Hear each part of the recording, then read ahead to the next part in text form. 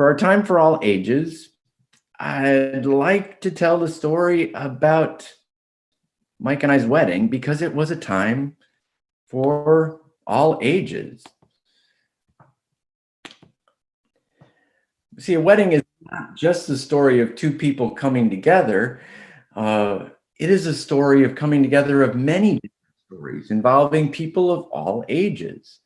And so it was on January 18 of 2020, just 2 months before COVID restrictions. Mike and Liam got married. Luke and Lydia, my children, traveled from Australia to walk their dad down the aisle, knowing love can reach around the world. And for 6-month-old Patrick, it was his first wedding. He probably won't remember it, but his family will. When his mom was a little girl, she was one of the first people to hold Lydia Batches, my daughter, as a baby. So yeah, babies won't remember the wedding, but the people who hold the babies will certainly hold on to memories for them. Hey, another Lydia, age 5, well, she traveled all the way from East Middlebury with her mom. And she read from her original book of poetry about love. She was so excited to be invited to a wedding. She will remember that a wedding is a celebration of love between two people, and it comes with good cake from Otter Creek Bakery and some loving poetry. The photographer, Cassie, and the server, Walt, well, they showed that colorful people come in a variety of ages, but we're all part of the human rainbow.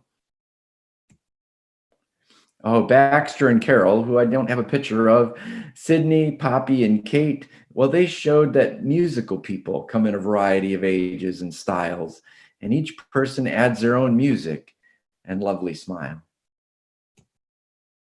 Well, everyone had their own way of dancing at the wedding too, but everyone was welcome on the dance floor of life, no matter who you wanted to dance with. One couple of friends drove from Michigan to Vermont almost 20 years ago, and they made the drive to Vermont to enter a civil union. They were a bit early in celebrating their 20th anniversary, but glad they came. And this was their last dance together before COVID hit. One story at the wedding was Mike and Liam getting married, but everybody brought the stories of their lives. Vermont also brought a story of being a place that bravely grew into the idea that any two loving people can be joined into the adventure of marriage. That is, if they say, I do.